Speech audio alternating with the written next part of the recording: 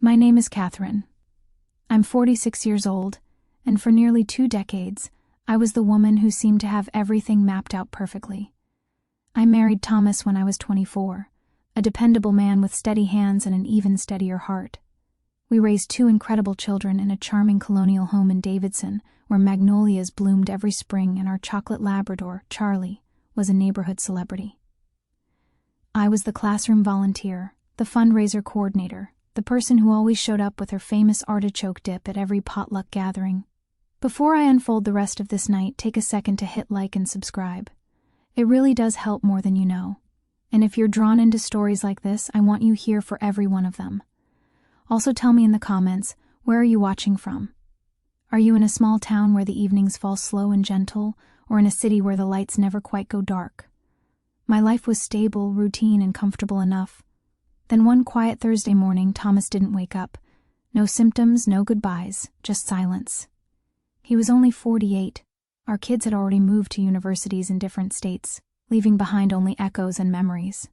Suddenly, the house felt cavernous. All I could hear was Charlie's claws tapping against the wooden floors and the relentless hum of the refrigerator, which somehow felt like mockery. I kept expecting the sorrow to consume me entirely. Instead, what arrived was something else, a restless energy beneath my skin that I couldn't quite identify or explain. That's when I met Adrian. He was 23 years old. 23. He worked the overnight desk at a highway motel off Providence Road, where I'd started picking up occasional reception shifts. I told myself it was about making extra income, but the truth was simpler and sadder. I couldn't bear another evening alone in that enormous bed, drowning in silence while streaming services asked if I was still watching. Adrian had thick auburn hair that fell carelessly across his forehead, a small scar cutting through his right eyebrow, and a soft southern accent that made even simple words feel intimate. For the first few weeks, we barely exchanged more than polite nods during shift changes. Then one night around 4 a.m., he slid a paper cup of coffee across the front desk and said, "You look like you could use this, Miss Catherine." I laughed. Actually laughed, for the first time in what felt like forever. After that, small gestures became routine. He'd set aside the best blueberry muffin from the breakfast cart for me. I'd bring him leftovers from dinners I'd cooked for 1 but made enough for 4. We talked about everything: his part-time college courses, my daughter's overwhelming wedding plans, how our local basketball team kept letting us down. He never made me feel like I was old enough to be his mother. Instead, he looked at me like I mattered, like I was the only person in the world. 3 weeks ago, during a BR.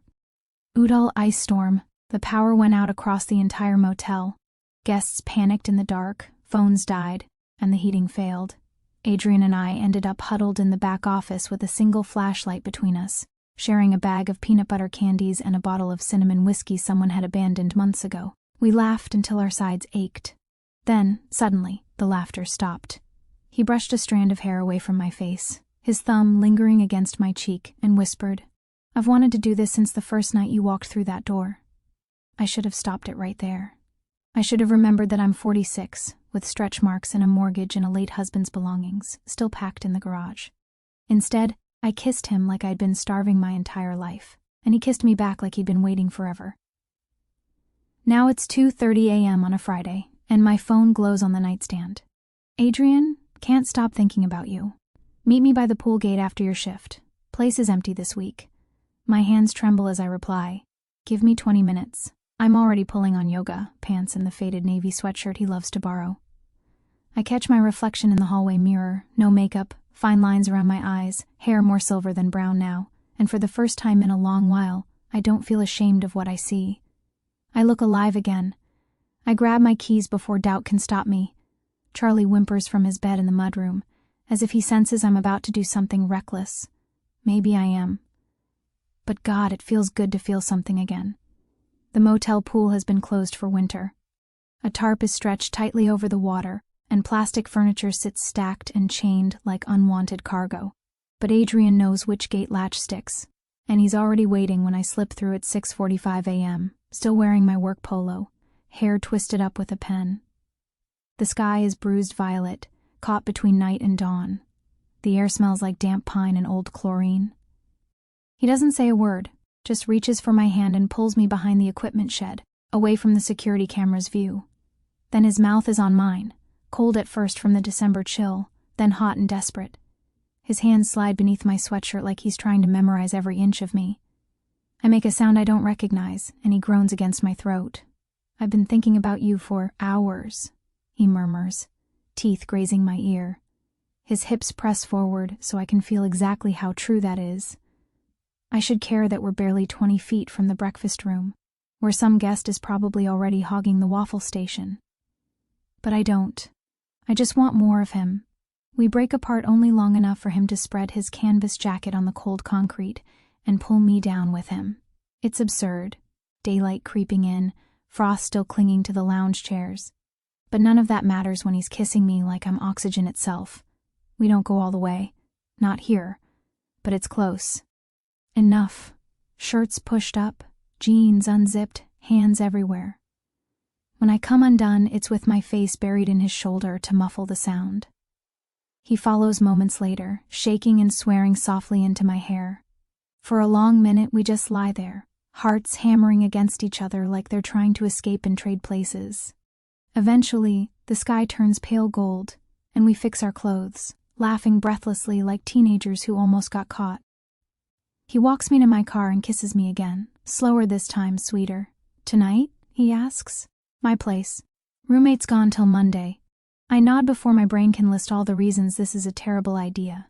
The day crawls by. I nap fitfully for 2 hours, shower, even shave my legs in the middle of winter. I put on the black lace underwear I bought impulsively last month, but never wore for anyone. By 8 p.m., I'm standing in his apartment off Glenwood Avenue, a converted warehouse with exposed brick, and a mattress on the floor because he hasn't bothered with a bed frame yet. We don't make it past the couch. Afterward, we're tangled in sheets that smell like laundry detergent and youth, and he's tracing the faint silver lines across my stomach like they're sacred. "These are from your kids?" he asks softly. "Yeah, worth every single one." He kisses each mark like he's thanking them. My eyes sting with unexpected tears. That's when my phone starts buzzing on the coffee table. Thomas's sister, Margaret. I ignore it. Then it buzzes again, and again. Finally a text, "Margaret, call me. It's about the cabin." My blood runs cold. The cabin on Jordan Lake. Thomas and I bought it the summer before he died. The deed is in both our names, but obviously I'm the only one left to manage it. Margaret and her husband have been renting it out as a vacation property, splitting the profits. Last month she mentioned, wanting to sell, said the market was booming. I told her I wasn't ready. Adrian sees my expression. "Everything okay?" "I don't know."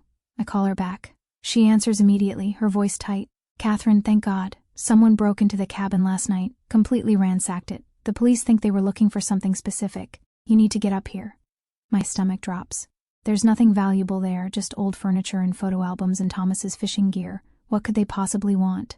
A pause that lasts too long. "They left something," Margaret says quietly. "A note nailed to the kitchen counter. It has your name on it, and a picture of you, leaving the motel this morning." Adrian's arm tightens around me as the room begins to spin. "Catherine," Margaret whispers, "whoever did this, they're watching you." I don't remember the drive to Jordan Lake. I only remember Adrian's hand locked around mine the entire way, his old truck rattling up Highway 64 while I stared at the photo Margaret texted me. Grainy. Taken from the woods behind the motel. Me in my navy sweatshirt. Adria. N's mouth on my neck. Time-stamped 6:48 a.m. Whoever took it was close enough to see the goosebumps on my skin. The sheriff's deputy meets us at the cabin just after noon. Yellow police tape flaps across the porch like grim decoration. Inside, it looks like a tornado tore through. Couch slashed open, drawers dumped, every framed photo ripped off the walls. In the kitchen, a single sheet of paper is still nailed to the wooden counter with Thomas's old hunting knife. Block letters in black marker. "Catherine, stop sleeping with the boy, or next time we don't miss." Adrian goes pale. I can't breathe. The deputy, a young officer who went to high school with my son, asks the standard questions. "Enemies? Suspicious vehicles? Anyone angry with me?" I almost laugh. The only person angry with me lately has been myself, for wanting something I'm not supposed to have. They dust for fingerprints, bag the note, promise to investigate. but I hear how hollow it sounds. Margaret hugs me too hard in the driveway and whispers, "Maybe you should take a break from whatever this is." I want to scream that taking a break won't erase those photos, won't make the threat disappear, but I just nod like an obedient child.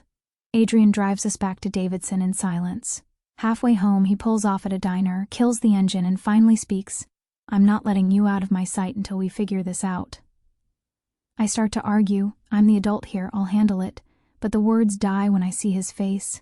He looks 23 going on 50, terrified and furious all at once. That night, he stays at my house for the first time. I give him Thomas's side of the bed and try not to feel like I'm committing sacrilege. We don't sleep. At 3:42 a.m., my phone buzzes with a new text from a blocked number. Another photo, this one was taken inside my bedroom. From the closet. Adrian and I are tangled together beneath the sheets, my head on his chest, his hand in my hair. Timestamp, 22 minutes ago. I must make a sound because Adrian jerks awake, sees the screen, and swears so violently that Charlie starts barking downstairs. He's out of bed in seconds, yanking on jeans, grabbing the baseball bat from behind the door like he's ready for war. I call 911 while he checks every window, every lock. 2 patrol cars arrive, lights painting red and blue across the magnolias. They search the house, the yard, the street. Nothing. No footprints, no forced entry. Just that photo proving someone stood 3 feet from where we slept. The next 72 hours are a blur. I don't go to work.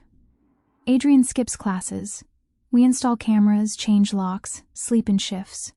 Margaret keeps calling, begging me to come stay with her in Greensboro. My daughter video calls from Charlotte and asks why I look like I haven't slept in a week. I lie and say it's just stress from the break-in. On the 4th night, Adrian finds me in the kitchen at 2 a.m., staring at Thomas's old lockbox in the pantry. My fingers shake as I punch in the code, our anniversary. Inside is the one thing I never told anyone about, not even the kids. A handgun and 2 loaded magazines. Thomas bought it after a scare years ago. Taught me how to use it, then we both forgot it existed. Adrian doesn't ask where it came from. He just takes it, checks the chamber like he's done it 1,000 times, and sets it on the counter between us. "I grew up in the country," he says quietly. "I know how these work." I laugh and it sounds unhinged even to me. At dawn, the doorbell camera catches him. Tall figure, black hoodie, face obscured by a ski mask. But the way he moves, something about the shoulders, is familiar. He leaves a plain white envelope under the front door, then walks away calmly. Adrian's out the door with the gun before I can stop him, but the street is empty. Just the envelope. Inside, a single Polaroid. Me, asleep and exposed. On Adrian's couch the first night we went too far. On the back, written in the same block letters. Last warning. End it or end him. Adrian stares at it so long I think he stopped breathing. When he finally looks up, his eyes are wet, but his voice is steady. "I'm not leaving you, Catherine. Not now. Not ever." That evening, he calls the only person he says he trusts, his older brother Lucas, who's a detective with the Davidson Police Department. Within an hour, my house is crawling with real officers. They take the photos, the note, the gun for analysis. Then Lucas pulls Adrian aside and says words that stop my heart. The handwriting matches samples from a harassment case we worked last year. Victim was a professor at the university. Suspect was her graduate assistant, 23-year-old male, names Adrian Cole. I freeze. Adrian looks at me like I've slapped him. "Catherine, I swear," but Lucas is still talking. "We picked him up an hour ago trying to buy a burner phone at the electronics store on Main. He had zip ties, duct tape, and a printout of your driver's license photo in his backpack. Goes by his middle name now, but his legal name is Adrian Cole." My Adrian, my beautiful broken boy, is shaking his head, backing away, tears finally spilling over. "I didn't. Catherine, you have to believe me. And the worst part, I do. Because the man they dragged out of that store in handcuffs has the same storm gray eyes, same scar through the right eyebrow, same half smile when they read him his rights. Except he's looking straight at me through the patrol car window. And he mouths 2 words I'll never forget.